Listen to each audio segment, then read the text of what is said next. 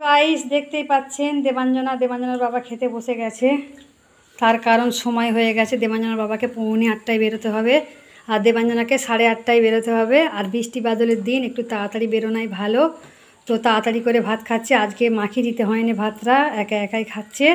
তো দেখুন এই যে বরবটি আলু ভাজিটা করেছি, কালারটা কিন্তু খুব সুন্দর হয়েছে, কিন্তু ফোনেতে এরকম লাগছে। আর ডিমের কালারটাও একদম দুর্দান্ত হয়েছে। কেমন টেস্ট হয়েছে বলো?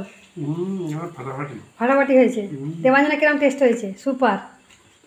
আমি কি করেছি বলতো, ডিমেতে পেঁয়াজ দিইনি, দেখতে পেয়েছিস তো, শুধু ভেজেছি।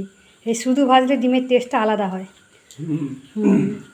তো বন্ধুদেরকে রিকোয়েস্ট রইল, বন্ধুরাও যেন এরকম করে অবশ্যই একবার খেয়ে দেখে।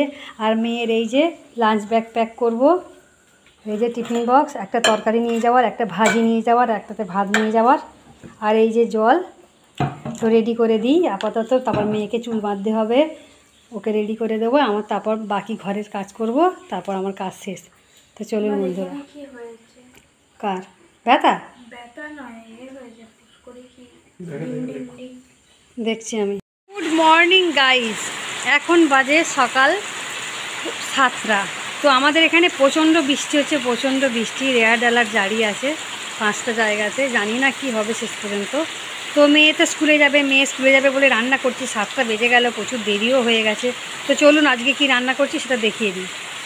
তো আজকে রান্না হচ্ছে ডিমের তরকারি। ডিমের তরকারি রান্না করার জন্য আমি কি নিয়েছি, আপনার আলু কেটে নিয়েছি, টমেটো কুচিয়ে নিয়েছি, তারপরে নিয়েছি আমি পেঁয়াজ বেটে নিয়েছি। এই দেখুন পেঁয়াজ বেটে নিয়েছি মানে ঘষে নিয়েছি, আদা রসুনটাও ঘষে নিয়েছি, লঙ্কা কুচিয়ে নিয়েছি। তো এদিকে কড়াই প্রথমে আমি 5 ফোড়ন দিয়ে আর আলু আর টমেটোটা ভেজে নিচ্ছি। তো এবার আমি একটা কড়াতে ডিম ভাজবো, আর ডিমটা আমি ভাজবো হচ্ছে পেঁয়াজ দেবো না, শুধু এমনি ডিমটা ভাজা করবো। তো চলুন কেমন করে করি আমি দেখাচ্ছি। তো গাইস ডিমগুলো আমি ভেঙে বাটির মধ্যে রাখবো। তো 3টে 6টা নিয়েছি, এই 5টা নিয়েছি আমরা ডিম, 5টা ডিমের তরকারি করবো। এর দিকে আলু আর টমেটো ভাজা হয়ে গেছে, এর মধ্যে আমি পেঁয়াজ কাঁচা লঙ্কা আদা রসুন বাটা এগুলো দিয়ে দেবো।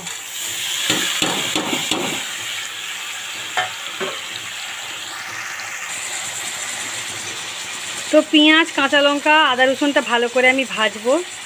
আর এই দিকে আমি ডিম দিয়ে দিয়েছি, ডিমটা কিন্তু আমি পেঁয়াজ দিইনি, আমি এমনিভাবেই করছি, কারণ আমার এমনি ডিম দিয়ে ঝোল খেতে খুব ভালো লাগে।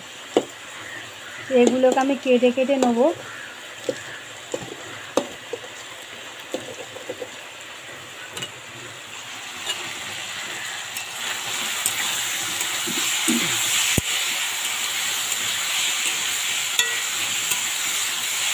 তো মশলাটাকে সুন্দর করে আমি ভাজবো, ভাজার পরে আমি লঙ্কার গুঁড়ো, হলুদের গুঁড়ো, পরিমাণ মতো নুন আর সামান্য পরিমাণ চিনি দেবো, আর কয়েকটা এলাচের টুকরো থেঁতো করে দেবো। দিলেই আমার ডিমের তরকারি রেডি হয়ে যাবে। তো গাইস লঙ্কার গুঁড়ো, হলুদের গুঁড়ো, নুন দিয়ে দিয়েছি, আর সামান্য পরিমাণ চিনি দেবো, ওটা পরে দেবো। আগে মশলাটা ভালো করে ভেজে নিই, এটাকে জল দিয়ে সেদ্ধ করতে দিয়ে দিই, তারপরে আমি সামান্য পরিমাণ চিনি দিয়ে দেবো এর মধ্যে। তো সুন্দর করে মশলাটা আমার ভাজা হয়ে এসছে, এবার আমি এর মধ্যে জল দিয়ে দেবো।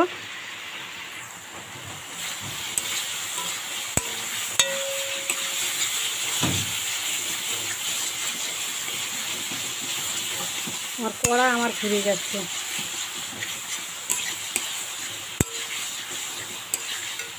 মশলাটা একটু ভালো করে কষাতে হবে, নইলে তেল এই কাঁচা গন্ধ ছাড়বে। আর আদা যেটা আছে ভালো করে না ভাজলে ওটাও কাঁচা গন্ধ লাগবে, সেই জন্য মশলাটা অবশ্যই ভালো করে ভেজে নেবেন।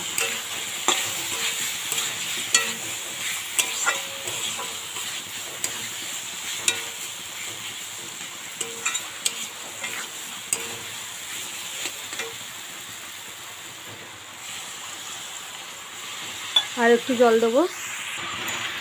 তো আমি 2-1টা এলাচ ঠুকে নিয়েছি, সামান্য পরিমাণ চিনি নিয়েছি, এর মধ্যে দিয়ে দিচ্ছি। এটা ভালো করে একটু ফুটে যাক, ফুটে গেলে এর মধ্যে ডিমগুলো দিয়ে দেবো। তো গাইস ঝোলটা ফুটে গেছে দেখতেই পাচ্ছেন, এবার ভাজা ডিমগুলো আমি তুলে দেবো।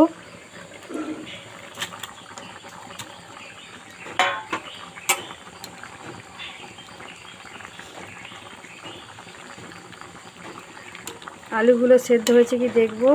আলুগুলো সেদ্ধ হতে বাকি আছে, আরও 7 মিনিটের মতো আমি এটাকে বয়েল করব, ততক্ষণ হোক। আর ওইদিকে আমি এই যে বরবটি কেটেছি, পেঁয়াজ কুচিয়েছি, কাঁচা লঙ্কা কুচিয়েছি, তারপরে এদিকে নিচে আলু আছে, এইগুলো আমি ভাজা করব। তো গাইস দেখতেই পাচ্ছেন ডিমের তরকারি রেডি হয়ে গেছে। আমি কিন্তু ডিমের মধ্যে পেঁয়াজ দিইনি, আমি শুধু ডিম ভেজে তরকারি করেছি। এই তরকারিটা আমাদের খুব পছন্দ লাগে। আর এইদিকে ভাজা হচ্ছে বরবটি আলু, এইটা একটু ভাজতে সময় লাগবে। এখন আমি এর মধ্যে নুন হলুদ দিইনি, আগে একটু জলটা মরে যাক, তারপর নুন হলুদ দেবো। তো চলুন বন্ধুরা, আজকের মতো ভিডিওটা আমি এখানেই সমাপ্ত করছি। টাটা বাই বাই, সবাই ভালো থাকবেন, সুস্থ থাকবেন।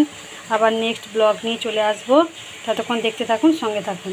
আর যে সকল বন্ধুরা আমাকে এখনও পর্যন্ত বন্ধু করেননি, প্লিজ ঝটপট করে বন্ধু করে নেবেন। পাশে থাকা বেল বাটনটা অবশ্যই প্রেস করে দেবেন, যাতে নতুন নতুন ভিডিও যখনই আমি আপলোড করব তখনই আপনাদের কাছে পৌঁছে যাবে। তো চলুন।